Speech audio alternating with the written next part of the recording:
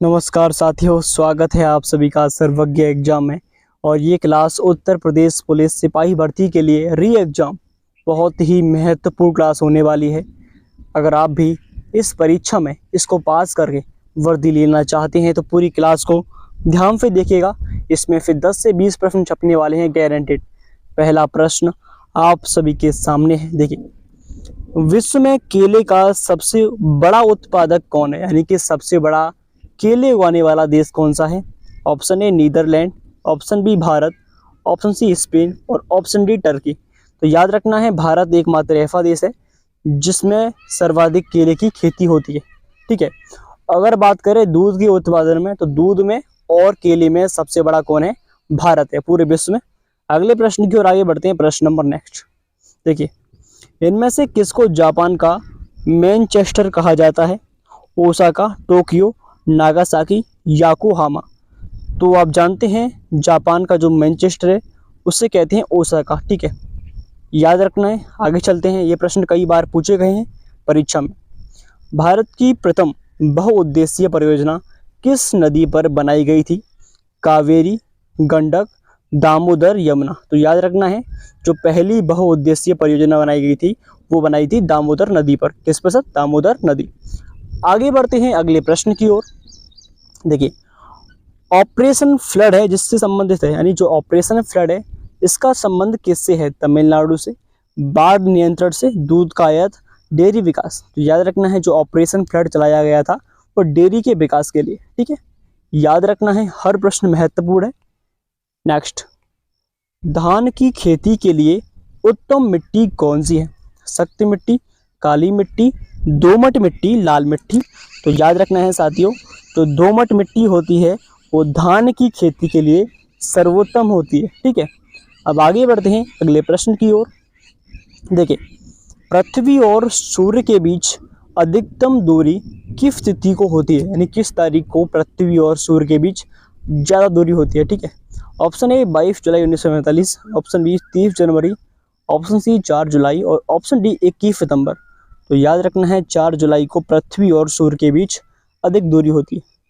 आगे बढ़ते हैं अगले प्रश्न की ओर।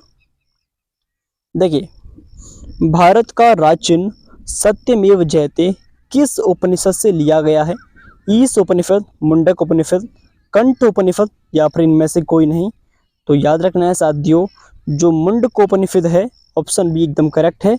वहीं से सत्यमेव जयते को लिया गया है, जो भारत सरकार इसका उपयोग करती है मुद्रा पर, जो पैसे होते हैं उसके ऊपर इसको छापा जाता है। आगे बढ़ते हैं अगले प्रश्न की ओर। देखिए, गायत्री मंत्र किस पुस्तक से लिया गया है? ऋग्वेद, सामवेद, यजुर्वेद, अथर्ववेद। तो याद रखना है, ऋग्वेद जो है उससे गायत्री मंत्र लिया गया है। बांग्लादेश की मुद्रा का क्या नाम है? रुपया, डॉलर, टका, दीनार। तो याद रखना है, जो बांग्लादेश की मुद्रा है वो है टका।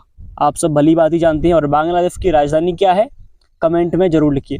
अगला प्रश्न देखते हैं नेक्स्ट। कथक कहाँ का प्रसिद्ध शास्त्रीय नृत्य है? जो कथक है वो कहाँ का है? ओडिशा का, उत्तर प्रदेश का, दिल्ली का, गुजरात का। तो आप में से बहुत लोगों को मालूम है जो उत्तर प्रदेश का है वो है कथक। कहाँ का है? उत्तर प्रदेश का है। अगले प्रश्न की ओर आगे बढ़ते हैं। प्रश्न नंबर नेक्स्ट, देखिए। प्लास्टर ऑफ पेरिस जो है वो प्राप्त होता है किससे?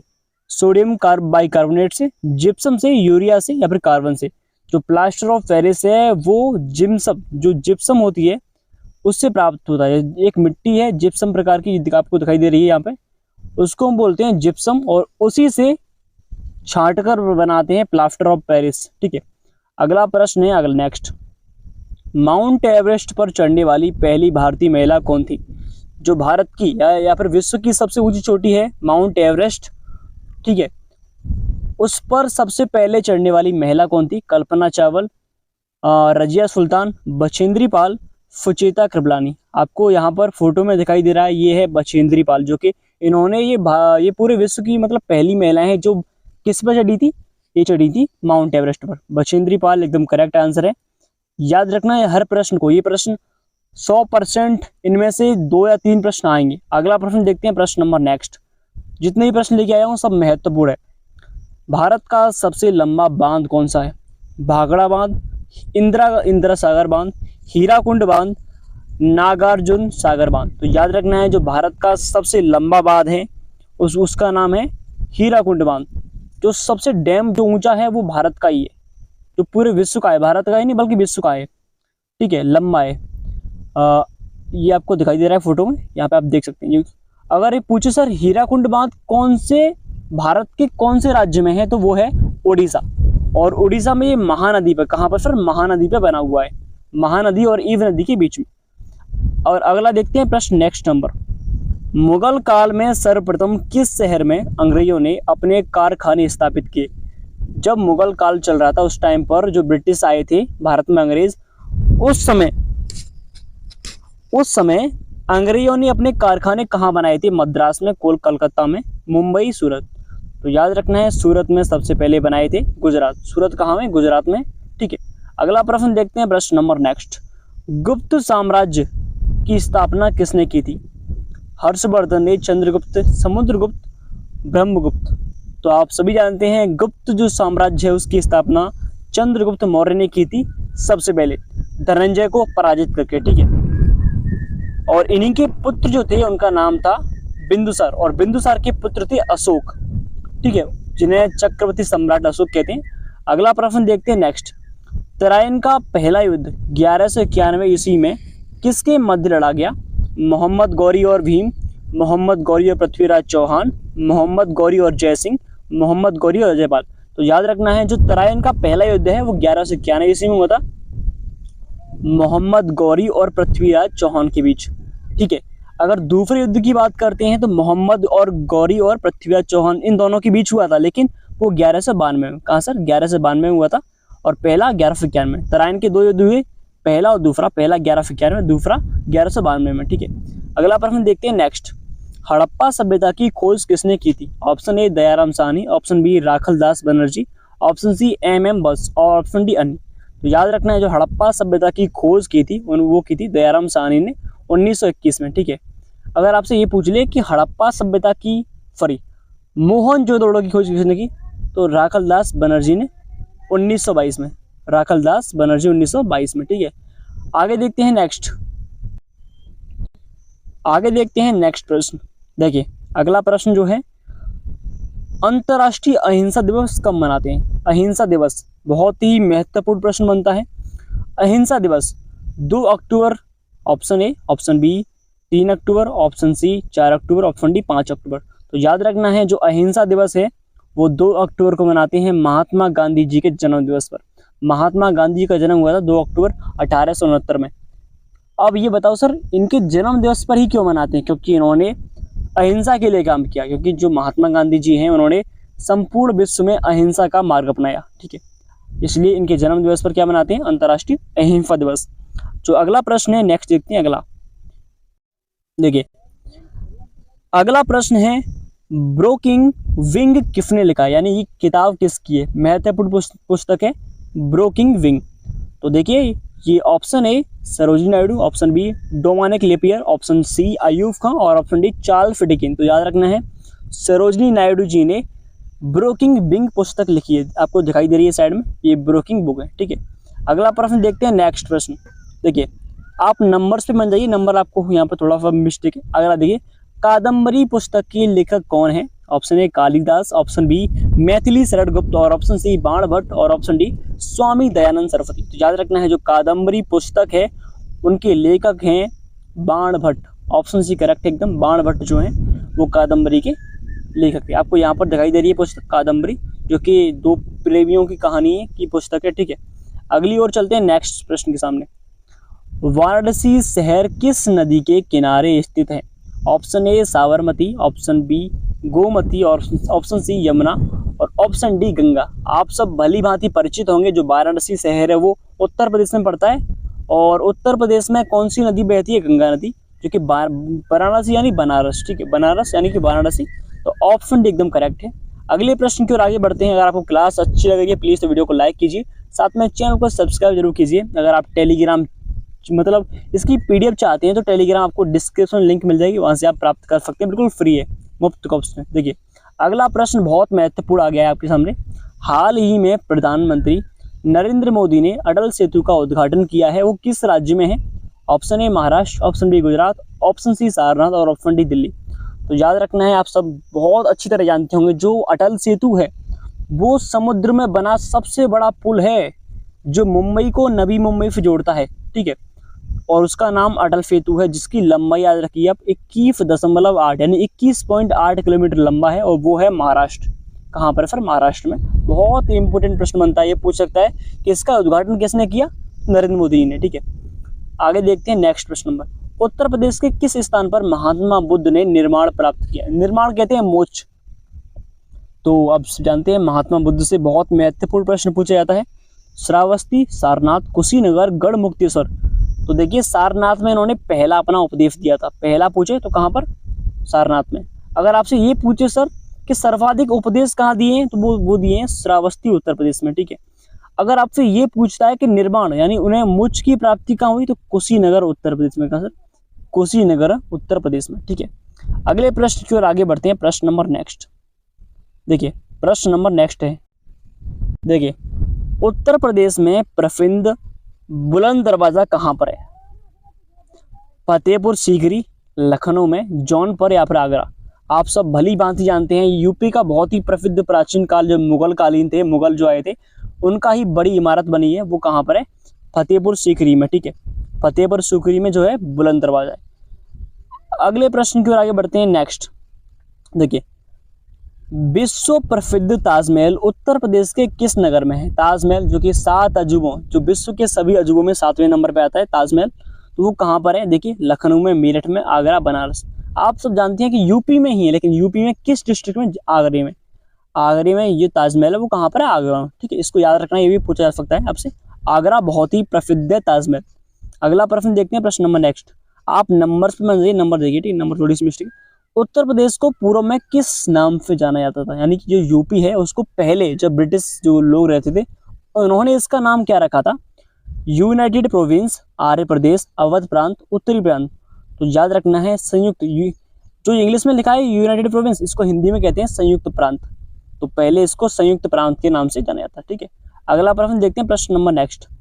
यूपी की सबसे बड़ी नहर कौन सी? यानी उत्तर प्रदेश की सबसे बड़ी नहर कौन सी है? शारदा नहर, गंडक, ऊपरी नहर या फिर आगरा नहर। तो याद रखना है जो शारदा नहर है वो यूपी की सबसे बड़ी नहर है, ठीक है।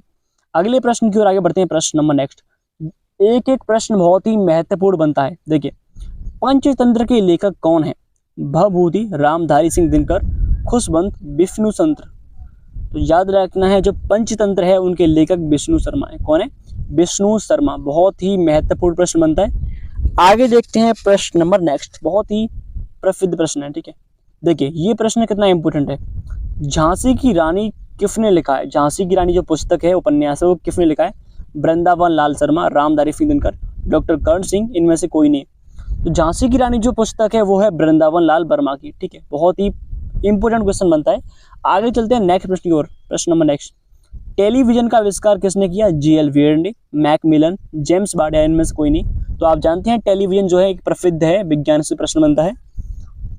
तो इसका आविष्कार जीएल बियर्ड ने किया। किसने किया? जीएल बियर्ड ने टेलीविजन का। इनका नाम, पूरा नाम जो है जॉनी लोगो बियर्ड, ठीक है। अगला प्रश्न देखते हैं नेक्स्ट, सत्यार्थ प्रकाश किसकी रचना है? ये प्रश्न पूछता है। तो आप सुनील गावस्कर, स्वामी दयानंद सरस्वती, रामधारी सिंह दिनकर, जयशंकर प्रसाद, ठीक है। तो इसका सही आंसर है स्वामी दयानंद सरस्वती, इन्होंने इसकी स्थापना की है, ठीक है। सत्यार्थ प्रकाश अब कब की है? फिर 1875 में। कब? 1875 में स्वामी दयानंद सरस्वती ने इसकी स्थापना की, ठीक है। 1817 पर। बहुत ही महत्वपूर्ण प्रश्न बनता है। और याद रखना है इनका जन्म 12 जनवरी 1863 को होता है, इसीलिए इनके जन्म दिवस पर 12 जनवरी को राष्ट्रीय युवा दिवस मनाते हैं, 12 जनवरी, ठीक है। बहुत ही इंपॉर्टेंट क्वेश्चन बनता है। आगे चलते हैं नेक्स्ट, अंतर्राष्ट्रीय योग दिवस कब मनाते हैं? 21 जून को, 23, 25, 22। तो याद रखना है अंतर्राष्ट्रीय यानी इंटरनेशनल योगा डे जो है उससे मनाते हैं 21 जून को। आगे और बढ़ते हैं प्रश्न की नेक्स्ट ओर। देखिए, समक्का सरलम्मा जहाँ का कहाँ का प्रसिद्ध महोत्सव है? तमिलनाडु का, गोवा, तेलंगाना, दिल्ली। तो तेलंगाना बहुत ही प्रसिद्ध आंसर है इसका। तेलंगाना इसका करेक्ट आंसर, जो कि महत्वपूर्ण क्वेश्चन बनता है समक्का सरलम्मा। आगे देखते हैं नेक्स्ट प्रश्न। ये तो तेलंगाना था ही। देखिए नेक्स्ट, आगे देखते हैं हम कहाँ पहुँच गए महोदय। हाँ, यहाँ देखिए ये प्रश्न बनता है, ये भाई साहब ये प्रश्न आगे बढ़ गया। हाँ, ये वाला प्रश्न था, देखिए फिर भी इस पे आ रहा है, कोई दिक्कत नहीं। देखिए किस देश के प्रधानमंत्री को 2023 में ग्रीफ द्वारा Grand cross of the Order of the Honour प्रदान किया गया? ये प्रश्न बहुत महत्वपूर्ण बनता है, जो कि हाल ही में घटना हुई है। और हमारे देश के जो प्रधानमंत्री है नरेंद्र मोदी, उनको कहाँ से इसको मतलब कहाँ से पुरस्कार मिला है? चीन से, यूएसए, यूक्रेन, भारत। 2023 में ग्रीस द्वारा। तो याद रखना है, जो भारत के प्रधानमंत्री हैं उनको ग्रीस का cross of the order grand, वाह क्या नाम रखा है इन लोगों ने, grand cross of the honour award मिला है। वो किसको मिला है? भारत के प्रधानमंत्री को। ठीक है, आगे देखते हैं। नेक्स्ट प्रश्न है, ये है अभ्युत्था युद्धाभ्यास किसके बीच होता है? तो आप जानते हैं भारत और थाईलैंड। इसका ऑप्शन नंबर डी एकदम करेक्ट है। ठीक है, इसको भी याद रखना है। आगे देखते हैं प्रश्न नंबर नेक्स्ट। देखिए भाई साहब ये क्या हो रहा है इसमें? देखिए उत्तर प्रदेश में सर्वाधिक कौन सी मिट्टी पाई जाती है? यानी सर्वाधिक सबसे अधिक मिट्टी यूपी में किस प्रकार की है? काली मिट्टी, जलोढ़ मिट्टी, या फिर दोमट मिट्टी, या फिर लवड़ी मिट्टी? तो याद रखना है जलोढ़ मिट्टी जो है यूपी की सर्वाधिक मात्रा में मिलने वाली मिट्टी है। आगे चलते हैं, प्रश्न नंबर नेक्स्ट देखते हैं। देखिए प्रश्न नंबर नेक्स्ट, देखिए व्हाइट हाउस ऑफ ईयर, वाह भाई साहब क्या हो रहा है इसमें? एक सेकंड। हाँ, व्हाइट हाउस ईयर्स किसकी रचना है? हेनरी किसिंगर, यशपाल की, डोमिनिक लेपियर, या फिर इनमें से कोई नहीं? याद रखना है जो व्हाइट हाउस ईयर है वो पुस्तक है हेनरी किसिंगर की। किसकी? Henry Kissinger. जो पहला ऑप्शन एकदम करेक्ट है, इनकी पुस्तक है। आगे देखते हैं नेक्स्ट। देखिए नेक्स्ट देखते हैं आगे, सनी डेज किसकी रचना है? सनी डेज किसकी रचना है? तो याद रखना है जो सुनील गावस्कर जी हैं, सुनील गावस्कर, ऑप्शन सी एकदम करेक्ट है भाई साहब। हाँ, तो इनकी जो पुस्तक है उसका नाम है सुनील गावस्कर की जो पुस्तक है। ठीक है, क्योंकि इन्होंने क्रिकेट खेलते थे और क्रिकेट की वजह से इनकी जो पुस्तक है वो सनी डेज नाम रखा है इन्होंने। ठीक है, आगे देखते हैं नेक्स्ट देखते हैं आगे। देखिए उत्तर प्रदेश के किसान आंदोलन का नेतृत्व किस नेता ने किया? महात्मा गांधी ने, चरण सिंह ने, यानी चौधरी चरण सिंह, सरदार वल्लभ पटेल, या फिर पंडित जवाहरलाल नेहरू? तो याद रखना है किसानों का नेतृत्व करने वाले कौन थे? पंडित जवाहरलाल नेहरू। आगे चलते हैं, प्रश्न नंबर नेक्स्ट, किस केंद्रीय मंत्रालय ने ई केयर पोर्टल लॉन्च किया है? तो केयर यानी देखभाल करना, आप इसको यूजली याद कर पाओगे। स्वास्थ्य और केयर कौन करता है? स्वास्थ्य वाला, तो स्वास्थ्य और परिवार कल्याण मंत्रालय एकदम करेक्ट आंसर है। अगला प्रश्न देखते हैं, प्रश्न नंबर नेक्स्ट, डोल जात्रा महोत्सव, ये वाला कीरा, डोल जात्रा महोत्सव मनाया जाता है, तो आप जानते हैं इसको भली भांति, इसको मनाते हैं पश्चिम बंगाल में। ऑप्शन एकदम करेक्ट है। ठीक है, आगे देखते हैं, T20 अंतर्राष्ट्रीय में सबसे तेज 50 विकेट लेने वाले भारतीय क्रिकेटर कौन बने? जसप्रीत बुमराह, आर अश्विन, कुलदीप यादव, रविंद्र जडेजा? तो ऑप्शन जी करेक्ट है, कुलदीप यादव एकदम करेक्ट आंसर। नेक्स्ट,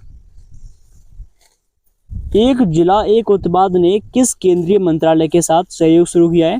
तो ग्रामीण विकास मंत्रालय इसका करेक्ट आंसर है, ग्रामीण विकास मंत्रालय। अगला प्रश्न है, नेक्स्ट देखते हैं, अगले प्रश्न की ओर चलते हैं।